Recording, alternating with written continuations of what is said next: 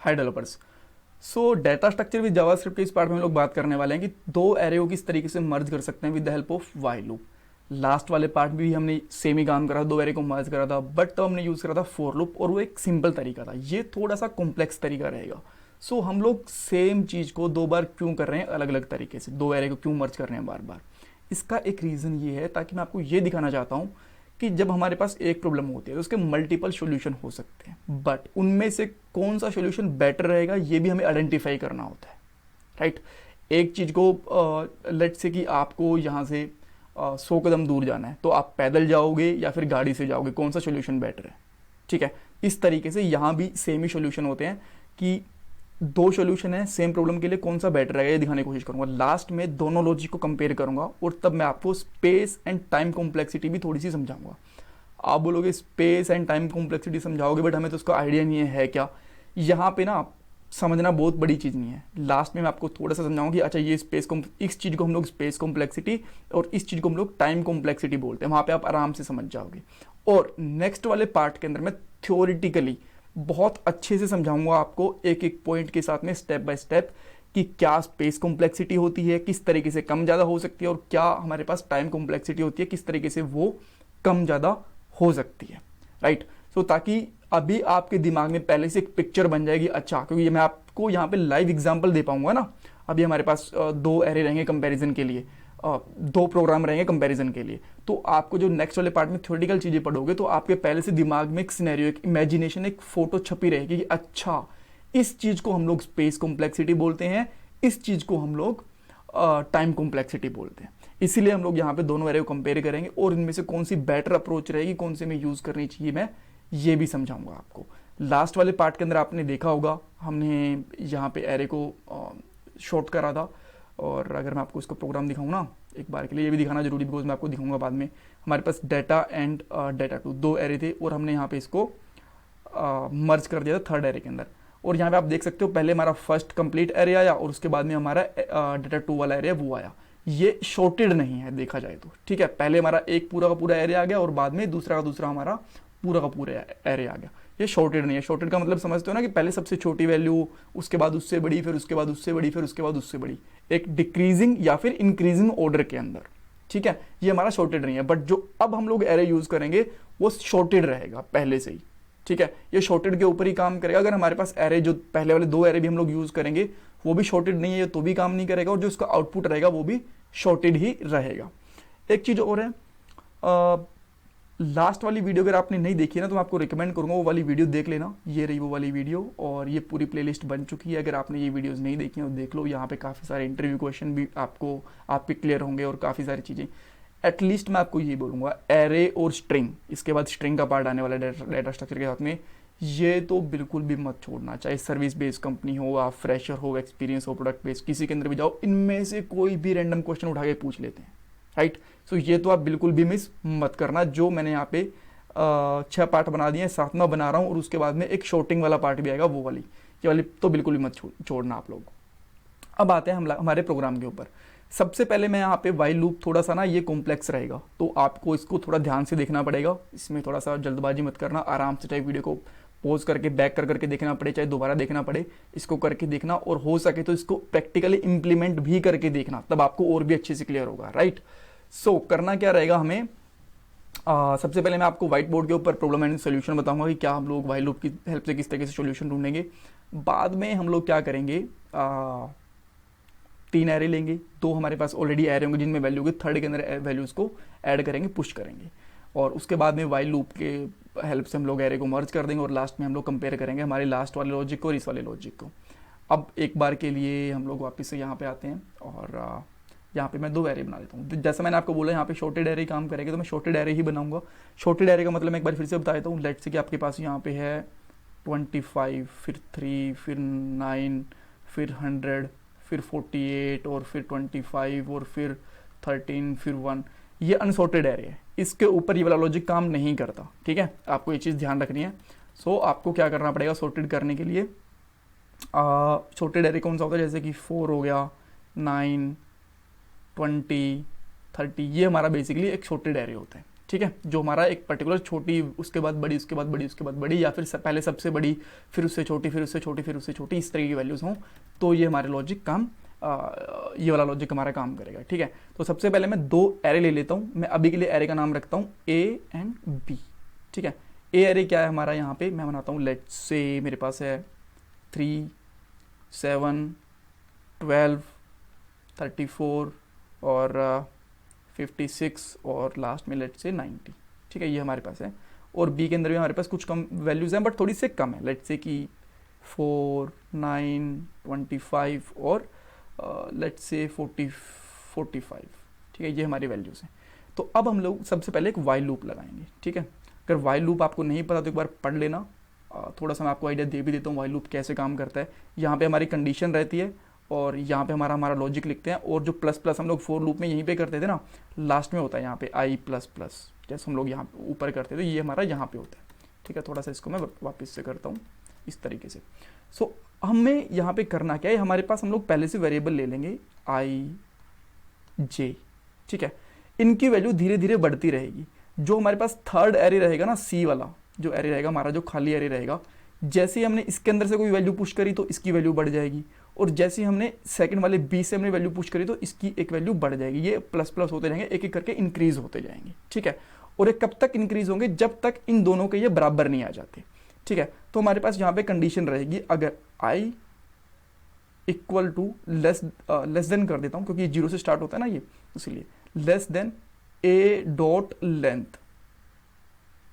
ठीक है, एंड क्या रहेगा, जे सेम, क्योंकि जे की वैल्यू कब बढ़ेगी, जब हमारे बी में से वैल्यू पुश होंगी सी वाले एरे के अंदर। सो जे की अगर जस्ट उससे लेंथ होगी, जब कब तक चलेगा, जब उसकी वैल्यू कम रहेगी उससे, बी डॉट लेंथ। अब या तो ये वाली कंडीशन फॉल्स हो जाए या फिर ये वाली कंडीशन फॉल्स हो जाए, तभी ये एरे रुक जाएगा। तो ये एरे कब रुकेगा, ए वाला तो हमारी वैल्यू बड़ी है, जैसे ही इस बे की वैल्यूज कंपेयर हो जाएंगी ना, मान लो इसके अंदर हमारी जे के अंदर इस एरे के अंदर चली गई, इसमें से तो हमें कितनी 6 वैल्यू पुश करनी है, 3 एंड 3, इसमें से 4 ही पुश करनी है। सो जैसे ही ये वाला भी इक्वल हो जाएगा तभी हमारा एरे रुक जाएगा। तो 4 वैल्यू हमारी तब तक इसकी चली जाएंगी, तब 4 वैल्यू तब तक इसकी चली जाएंगी, ये 2 वैल्यू हमारी फिर भी बच जाएंगी इस कंडीशन के हिसाब से। फिर हम लोग क्या करेंगे, फिर हम लोग एक और वाइल लूप यूज करेंगे और इन वैल्यूज को पुश करेंगे। वो सिंपल वाइल लूप रहेगा, उसके अंदर बस उठा के, वहां पे आप चाहो तो फॉर लूप यूज कर लेना, कोई दिक्कत नहीं है, बट हम लोग वाइल लूप यूज करें तो वही यूज करेंगे। इन दोनों वैल्यूज को पुश कर देंगे हम लोग, जो बचे हुए हैं 56 और 90, इसके अंदर जो हमारा सी वाला एरे है इसके अंदर हम लोग पुश कर देंगे। ठीक है, इस तरीके से हमारा लॉजिक चलने वाला है।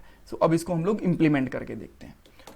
कुछ लोग बेसिकली बोलते रहते हैं कि आप ना थोड़े लूप्स वगैरह को अंदर कैसे काम कर रहे हैं वो समझाओ। देखो, अगर आपको लूप वगैरह बहुत ही अच्छे से समझने हैं, अगर आपको कुछ प्रॉब्लम हो रही है, पहली बात तो मैं मेरा बेस्ट देता हूँ लूप को समझाने के लिए, बट अगर आपको स्टिल थोड़ी प्रॉब्लम होती है तो मैं आपको एक सलाह दूंगा, आप इनको ना खुद के सिस्टम पे इम्प्लीमेंट करके देखो। जैसे कि हमने यहाँ पे वैल्यूज एंटर करी हैं, तो अगर मैं वैल्यू एंटर नहीं करता तो क्या होगा, कंसोल लगा के देख लो कि लूप में क्या चीज़ें आ रही हैं, आई को प्रिंट करो, डेटा को प्रिंट करो, माइनस करो, प्लस करो, तब आपको और अच्छी चीज़ें क्लियर होंगी जब आप खुद इस कोड को खुद से इंप्लीमेंट करके देखोगे। डेटा स्ट्रक्चर कोई मूवी नहीं होता कि आप देख के समझ जाओगे, कोई कहानी नहीं होती। It's all about logic, it all about implementation.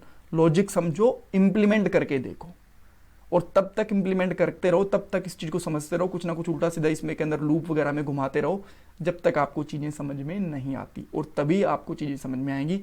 Data structure अगर इतना इजी होता ना तो इतना हवा नहीं होता कि कोई भी आराम से समझ लेगा। आपको डेटा स्ट्रक्चर समझने में थोड़ा वक्त लगेगा, थोड़ा इसको टाइम दो। ये वही चीज़ है कि हमारे पास एक पत्थर है, एक हमारे पास हथौड़ा है। कुछ जरूरी नहीं है कि पत्थर पहले हथौड़े के अंदर ही टूट जाएगा, कई बार 2 हथौड़े भी लगते हैं, 3 भी लगते हैं, 10 भी लग जाते हैं। ठीक है, सो जब तक आप ट्राई करते रहो, जब तक वो चीज़ नहीं होती है, और जब एक बार वो चीज़ हो गई, आपको 2-3 प्रोग्राम समझ में आ गए ना, फिर आपका लॉजिक बिल्ड हो जाएगा, आपके दिमाग लूप्स को समझने लग जाएगा, और तब आप आराम से चीज़ों को इंप्लीमेंट करके देख पाओगे। ठीक है, तो 3-4 वीडियो में अगर लूप वगैरह में स्ट्रगल करना पड़े तो उनका थोड़ा स्ट्रगल करो, उनको अच्छे से समझो, तभी चीज़ें क्लियर होंगी। सो मैं एक फाइल और बना लेता हूँ यहाँ पे, एरे अंडरस्कोर मर्ज अंडरस्कोर वाइल डॉट HTML। ठीक है, आपने एक चीज़ अगर नहीं देखी तो मैं आपको फिर से बता देता हूँ। जो हमने लास्ट वाला एरे करा था ना, इसके अंदर हमें सॉर्टेड वैल्यू यूज़ करी है, उसके अंदर जो हमने लास्ट टाइम हमने एरे को मर्ज करा था उसकी वैल्यू सॉर्टेड नहीं थी। यहाँ पे पहले एक एरे की वैल्यू आई, उसके बाद में ये वाली 90 तक, उसके बाद में दूसरी एरे की वैल्यू आई थी, ठीक है। बट जो हम करेंगे वो किस तरीके से रहेगी, पहले छोटी वैल्यू, फिर उसके बाद बड़ी वैल्यू, उसके बाद बड़ी वैल्यू, चाहे उसके बाद बड़ी वैल्यू, चाहे वो एरे 1 वाली वैल्यू हो, चाहे वो एरे 2 वाली वैल्यू हो, ठीक है। नहीं समझ में आया? आई गेस हो गया होगा। नहीं समझ में आया तो कोई बात नहीं, लास्ट में जब कंपेयर करेंगे तब आपको आराम से समझ में आएगा। अब इस प्रोग्राम को समझो। पहले वाले को कॉपी कर लेता हूँ। कॉपी क्यों कर रहा हूँ? ताकि हमारा थोड़ा सा टाइम सेव हो जाए। लॉजिक तो मैं कंप्लीटली हटा दूंगा, लॉजिक मैं यहाँ पे रखने वाला नहीं हूँ। विद वाइल लूप, ये मैंने थोड़ी सी इसकी हेडिंग भी चेंज कर दी।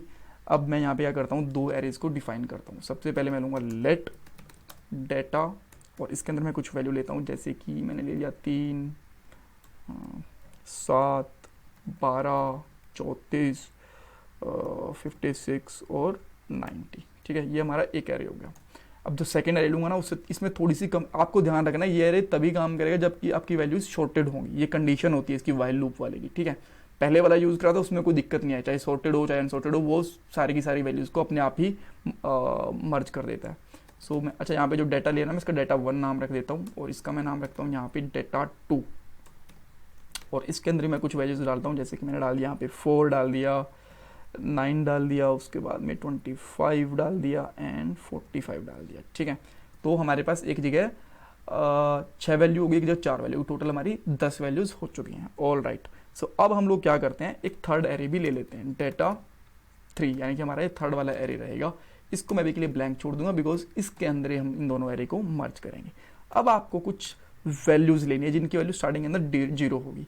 ये मैं 0 क्यों डिफाइन कर रहा हूँ, आप चाहो तो एक लाइन में कर लेना, मैं बिगिनर के हिसाब से कर रहा हूँ, ताकि अगर कोई बिल्कुल फ्रेशर है तो उसको भी चीज़ें समझ में आए। तो मैं यहाँ पे D2 कर रहा हूँ 0। ये क्यों कर रहा हूँ मैं अभी आपको भी बताता हूँ। Let D3 equal to 0। जब भी हम लोग लूप चलाएंगे इनके साथ में ना, वाइल लूप चलाएंगे, तो इनकी वैल्यू अपने आप एक एक करके बढ़ेगी, ठीक है। कैसे बढ़ेगी, अब देखो, वाइल लूप मैंने यूज करा, यहां पे हमारी कंडीशन रहेगी और यहां पे ये वैल्यूज बढ़ेंगी। D3 की वैल्यू हर बार बढ़ेगी, बिकॉज इसके अंदर हर बार एक न्यू वैल्यू आएगी, और इनमें से ये देखना है हमें कि कौन सी वैल्यू हमें पुश करनी है। वो लॉजिक के हिसाब से भी पता चलेगा आपको। अगर डाटा 1 की वैल्यू पुश करेंगे तो हम लोग D1 में इंक्रीज करेंगे, डाटा 2 की वैल्यू पुश करेंगे तो हम लोग D2 के अंदर इंक्रीज करेंगे, ठीक है। सो यहाँ पे मैं कंडीशन बाद में लगाऊंगा ताकि आपको कंडीशन बाद में समझ में आए। यहाँ पे सबसे पहले मैं इफ कंडीशन लगाता हूँ। अगर डाटा 1, जो हमारा डाटा 1 है, उसका यहाँ पे 0th कंडीशन, ठीक है, मैं यहाँ पे कोई क्या पुट कर रहा हूँ, D1। D1 कौन सी पोजीशन होगी, पहले वाली, इसकी ये वाली, ठीक है।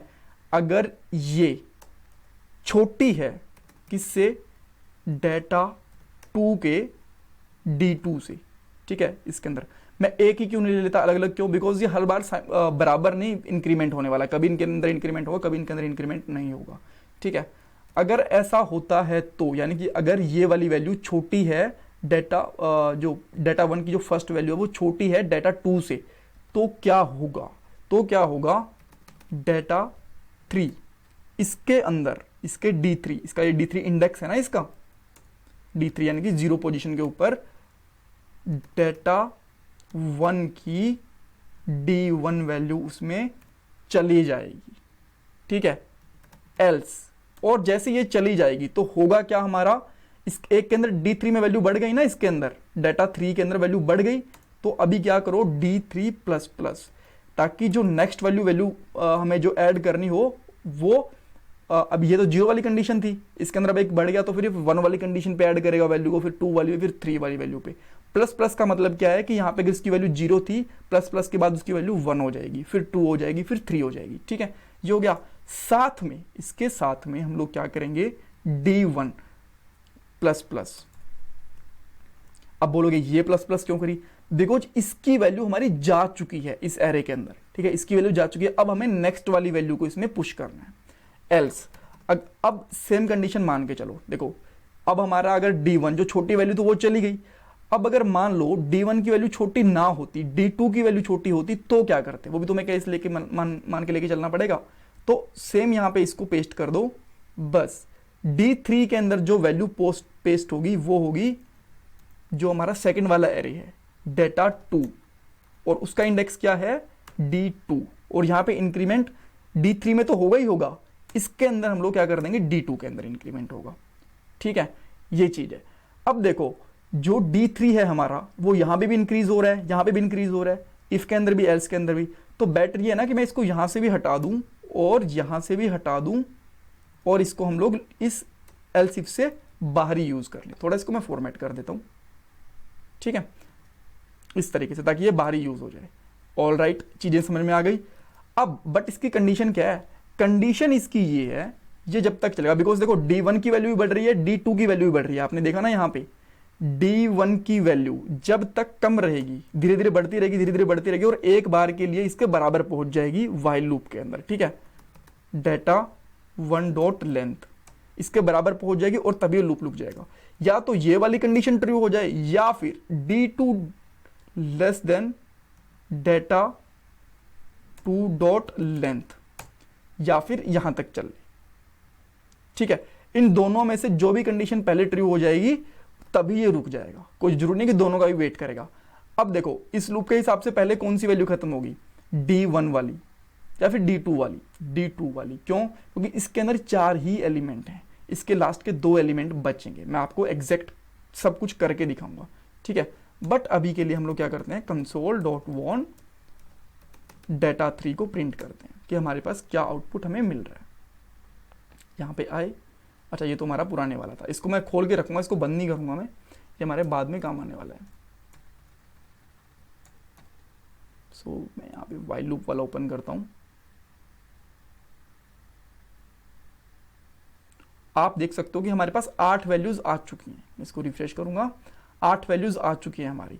अब देखो बिल्कुल शॉर्टेड फॉर्म में आई हैं, पहले 3 फिर 4 फिर 7 फिर 9 फिर 12 फिर 25 फिर 24 फिर 45 और 45 पे आके रुक गई।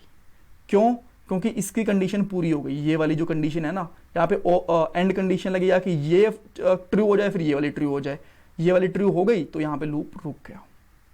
ठीक है, अब देखो कैसे कैसे इसके अंदर वैल्यू गई। अगर आपको ये चीज देखनी है ना तो आप इसको यहाँ पे प्रिंट करवा सकते हो, यहीं पे कंसोल डॉट वन। इस तरीके से आपको आपके सिस्टम के ऊपर कंसोल करवा के देखनी पड़ेगी कि क्या क्या वैल्यूज के अंदर जा रही हैं। और मैं यहाँ पे प्रिंट कर देता हूँ। ठीक है, अब आप आओ यहाँ पे और आप देखो सबसे पहले 3 गई, फिर 4 गई, फिर 7 गई, फिर ये गई, फिर ये गई, फिर ये गई, फिर ये गई, इस तरीके से चली गई वैल्यूज। ठीक है, सो पहले यहाँ पे देखो, अगर मैं आपको और इजी समझाने की कोशिश करूँ, इन दोनों में से कौन सी वैल्यू 3 छोटी थी, पहले 3 छोटी थी तो 3 चली गई। ठीक है, अब क्या हुआ, D1 तो हमारा बढ़ गया, D1 क्या हो गया हमारा 1 और 1 के ऊपर कौन सी वैल्यू है 7, बट D2 हमारा यही था, D2 के अंदर हमारी वैल्यू क्या थी 0। अब 7 और 4 का कंपैरिजन हुआ तो इन दोनों में से कौन सी छोटी थी, 4 छोटी थी तो किस में गया, एल्स के अंदर गया। अब एल्स में क्या हुआ, जो हमारा 4 था वो चला गया उसके अंदर और D2 भी बढ़ गया, अब D2 भी 1 हो गया और फिर 7 और 2 का कंपैरिजन होगा, फिर इस तरीके से कंपैरिजन चलता रहेगा। ठीक है, और इस तरीके से हमारी जो जो वैल्यू आई हमारी इसके अंदर ऐड होती गई। ठीक है, समझ में आ गई हमारी। बट अब जो लास्ट की 2 बची हुई वैल्यू हैं उनका हमें क्या करना है, या तो आप एरे को कंपेयर करके चेक कर सकते हो, अदरवाइज आप डायरेक्टली देख सकते हो कौन सा एरे आपका बड़ा है। ठीक है, हमारा व्हाइल जो D1 बड़ा है तो आप क्या करोगे, यहाँ पे एक व्हाइल लूप लगाओगे। ठीक है, व्हाइल के अंदर आप चेक करोगे D1 अगर छोटा है किससे, डेटा 1 डॉट लेंथ, क्योंकि ये वाली कंडीशन फॉल्स हुई थी तब तक, ये वाली सेकंड वाली, बिकॉज इसकी लेंथ 4 थी, ये तो फिर भी चल रही थी ना। सो यहां पे आएंगे वापस और इसके अंदर हमें सेम चीज उठा के करनी है। ये चीज उठाओ, कंसोल को मैं हटा दे रहा हूं अभी ना, ये कंसोल नहीं तो आपको परेशान करेगा। सेम चीज उठा के यहां रख दो, बट इसके अंदर D3 भी करना पड़ेगा, बिकॉज पहले तो हमने बाहर लगा दिया था, अब D3 भी हमने इस तरीके से इसमें इंक्रीज कर दिया। ठीक है, सो नाउ लेट्स सी कि हमारे डाटा के अंदर क्या मिलता है। और अब आप देख सकते हो जो बची हुई 2 वैल्यू थी, यहां पे कैसे चला, D की वैल्यू यहां पे 4 आ चुकी थी। ठीक है, 4 तो हमारी आ चुकी थी, 4 तक तो ये ले ही चुका था। अब 5वीं और छठी 2 वैल्यू बची हुई थी वो उसने उठा के यहां से ले ली और D3 के अंदर ये प्लस प्लस करता गया, चल गया काम। ठीक है, अगर आपको यहां पे चेक भी करना है ना कि क्या बचा हुआ है D3, तो आप इस तरीके से कंसोल कर सकते हो कंसोल करना हमेशा बेस्ट रहता है चेक करने के लिए।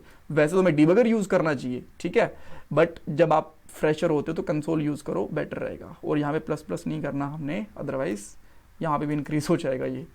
सो अब हमें यूज़ करना है D1। तो यहाँ पे देखो इसकी वैल्यू कितनी थी 4, क्योंकि 4 तो ये पहले चला के आ चुका था, ठीक है, 4 तक तो, और यहाँ पे आके इसने 5 और छठी वैल्यू चला ली। तो इस तरीके से इसने काम करा। ऑल राइट, सो अब हम लोग समझते हैं कि कौन सा हमारे लिए सोल्यूशन बेटर है। एक हमारा ये वाला सोल्यूशन था जिसने हमें सही काम करके दिया, और ये भी इसने भी हमें सही काम करके दिया, ठीक है। सो सबसे पहले हम लोग कुछ नहीं देखते आउटपुट वगैरह, सबसे पहले हम लोग देखते हैं, अच्छा 2 चीज़ें जो मुझे बतानी बहुत ज़रूरी है। इन सबको मैं हटाता हूँ, इन सबको। सबसे पहले आती है स्पेस कॉम्प्लेक्सिटी। स्पेस कॉम्प्लेक्सिटी,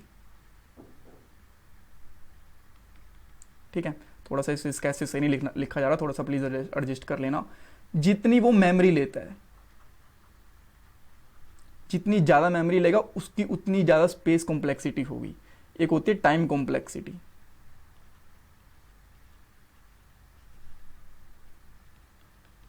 ठीक है।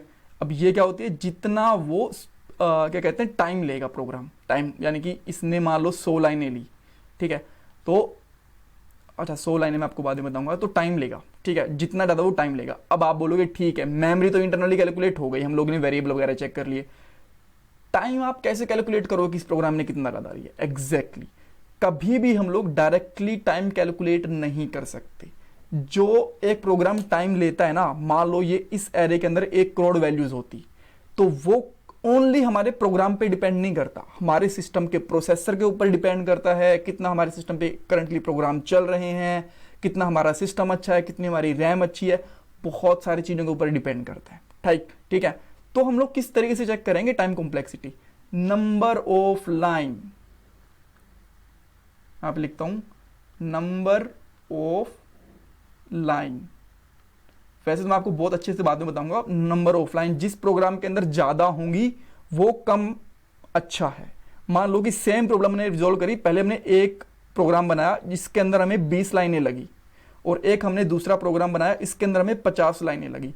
तो जो 50 सेकंड वाला प्रोग्राम है ना, इसकी टाइम कॉम्प्लेक्सिटी ज्यादा है, तो कौन सा अच्छा हुआ, कम वाला, बिकॉज इसने कम लाइन के अंदर हमारा काम कर दिया। टाइम कॉम्प्लेक्सिटी, स्पेस कॉम्प्लेक्सिटी कम से कम होनी चाहिए। अब सेम चीज यहाँ पे स्पेस कॉम्प्लेक्सिटी के लिए लेके चलता हूं मैं यहाँ पे, ठीक है। मान लीजिए कि जो हमारा प्रोग्राम ए था, इसने यहाँ पे हमारी जो मेमोरी कंज्यूम करी वो ली, लेट्स से उसके अंदर हमने 10 मेमोरी कंज्यूम करी, ठीक है, 10 बिट लगा लो, प्रोग्राम पे कोई ऊपर डिपेंड करता है कि छोटा सा प्रोग्राम है तो बाइट लेगा, बहुत बड़ा प्रोग्राम है तो वो मेगाबाइट भी ले लेगा, किलोबाइट भी ले लेगा। मान लो इसने 10 लिया और इसने लिया यहाँ पे 40, तो उस केस के अंदर हमारी कौन सा प्रोग्राम अच्छा है, ये वाला, ये वाला। क्यों ये अच्छा क्यों है, क्योंकि इसने कम टाइम, कम स्पेस लिया। अब मान लो कि हमारे सिस्टम के अंदर 500 ही स्पेस है, 500 किलोबाइट स्पेस है, ठीक है, केबी स्पेस है। अब 10 इसने ले लिया और 40 इसने ले लिया, 10 इसने लिया, तो हमारा कितना बचेगा हमारे सिस्टम के अंदर 490, और इसने ले लिया 40, तो ये कितना छोड़ेगा 460। तो ये कम रिसोर्सेज कंज्यूम कर रहा है ना, तो ये हमारा प्रोग्राम ज़्यादा अच्छा है, ठीक है। इसको हम लोग बोलते हैं टाइम एंड स्पेस कॉम्प्लेक्सिटी। बाकी तो मैं अच्छे से आपको और प्रोग्राम में बताऊंगा, बट यहाँ पे आप लोग चेक करने की कोशिश करते हैं सबसे पहले कि हम लोग सबसे पहले चेक करते हैं टाइम कॉम्प्लेक्सिटी कि किस प्रोग्राम ने हमारा कम टाइम लिया, ठीक है। सो वापस से यहाँ पे आएंगे, देखो इसने हमारे कितने नंबर ऑफ लाइन है यहाँ पे 6 से लेके और यहाँ पे कितने हैं हमारे 28, तो यानी कि टोटल इसने 22 लाइन कोड के लिए, ठीक है। अगर हम लोग ये मान के चलते हैं कितने लाइन ऑफ एग्जीक्यूट करा, तो 22 लाइन करे। जो हमारा लास्ट वाला प्रोग्राम था इसने कितने लिए, 6 से लेके 15 तक, इसने जस्ट 9 लाइन के अंदर प्रोग्राम खत्म कर दिया। और इसने कितने लाइन के अंदर खत्म करा, इसने खत्म कर दिया हमारा 28 लाइन के अंदर, ठीक है।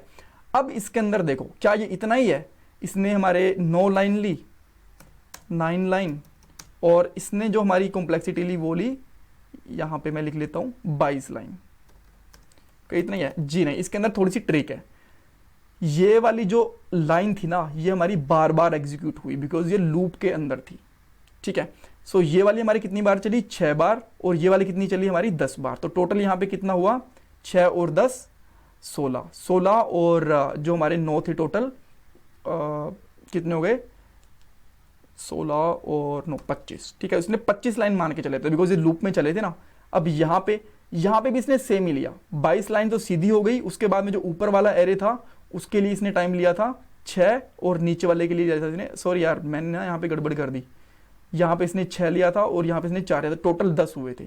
तो लास्ट में हमारी टोटल लाइन ऑफ नंबर बने 19, और इसके अंदर कितने लिए इसने 6, 22 तो इसने टोटली ले रखे हैं पहले ही, ठीक है यहाँ पे आप देख सकते हो, और 6 और 10 इसने लूप में लिए, सो 10 हो गए, तो इसने लाइन लिए 32।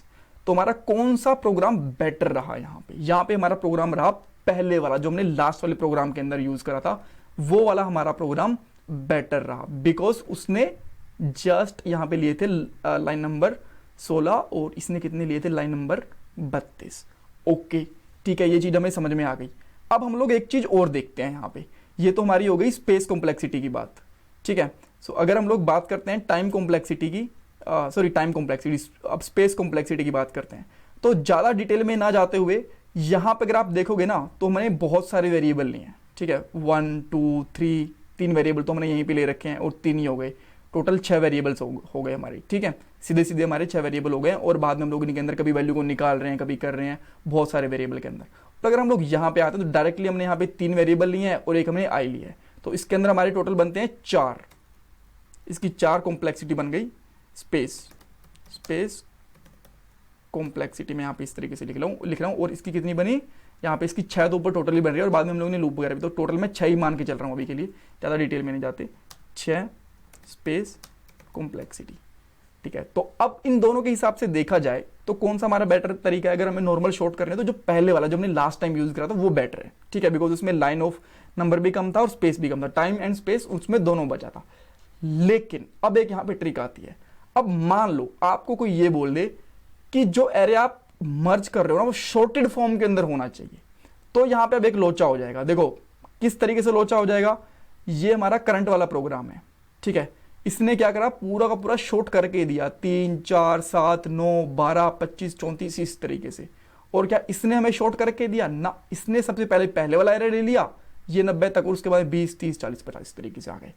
अब मान लो अगर मैं अब बाद में शॉर्टिंग परफॉर्म करता हूं इसके ऊपर, तो क्या होगा, उस केस के अंदर क्या होगा, उस केस के अंदर हमारी जो स्पेस कॉम्प्लेक्सिटी है ना, बिकॉज जब हम लोग शॉर्टिंग यूज करते हैं तो लूप के अंदर लूप चलाना पड़ता है, तो उसके अंदर बहुत ज़्यादा टाइम कंज्यूम होगा, हो सकता है उसके अंदर जो लूप चले ना हमारा 100 टाइम चले यहाँ पे, ठीक है। तो यहाँ पे हमारा 9 + 100 कितना हो गया, 119 हो जाएगा बाद में, ठीक है, अगर हम लोग शॉर्टिंग, देखो अभी ये बेस्ट है, बट अगर आपको ये बोला जाए कि मर्ज के साथ में शॉर्टिंग भी होनी चाहिए, तो इस केस के अंदर जो हमारा ये वाला केस है ना, ये हमारा पूरा बिगड़ जाएगा। तो यहाँ पे हमारी जो कॉम्प्लेक्सिटी हो जाएगी लास्ट में जो 19 थी ना, तो यहाँ पे हमारी हो जाएगी 119, और ये तो ऑलरेडी शॉर्टेड है, इसके अंदर हमारी 32 में ही काम चल गया, समझे आप लोग।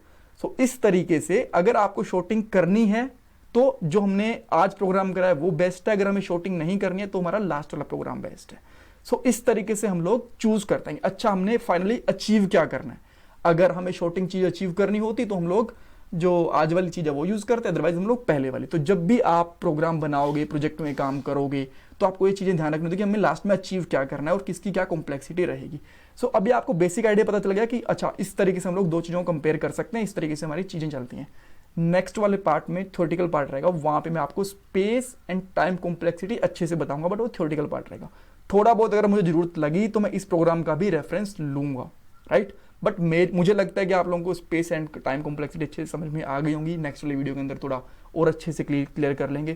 कुछ डाउट है तो मेरे से पूछ लेना, और बिल्कुल भी मत भूलना प्रोग्राम्स को अपने खुद के कंप्यूटर के ऊपर रन करना, बिकॉज अगर आप रन नहीं करोगे तो आप भूल जाओगे बहुत जल्दी। अपने सिस्टम में फाइल्स को सेव रख लेना करके, कोड आपको गिटहब के ऊपर मिल जाएगा, वहाँ से इसके अंदर डाउनलोड करो, उसमें चेंजेस वगैरह करके देखो।